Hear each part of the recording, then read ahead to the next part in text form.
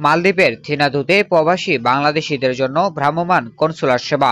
2 দিনেই প্রায় 2000 নাগরিকের ই-পাসপোর্ট ও কার্ড সরবরাহ। প্রবাসীরা সন্তোষ প্রকাশ করেছেন। আমাদের মালদ্বীপ প্রতিনিধি মোহাম্মদ মাহমুদুলের পাঠানো ভিডিও তথ্যে দেখুন বিস্তারিত প্রতিবেদন। মালদ্বীপের থিনাডু আইল্যান্ডে প্রবাসী বাংলাদেশিদের জন্য বিশেষ উদ্যোগে হাজির হলো বাংলাদেশ হাইকমিশন।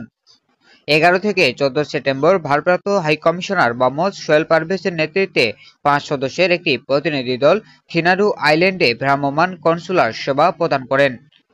2 দিনব্যাপী এই ক্যাম্পে প্রায় 2000 বাংলাদেশি নাগরিক ই-পাসপোর্ট ও এমআরপি এনরোলমেন্ট করলেন।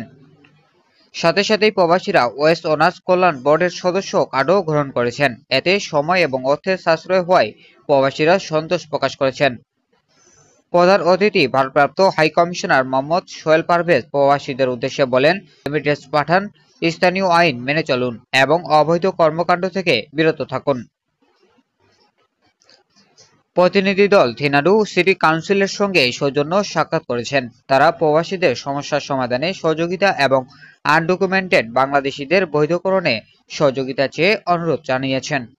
শেষে প্রবাসীদের মাঝে খেলাধুলার সরঞ্জাম বিতরণ করা হয়।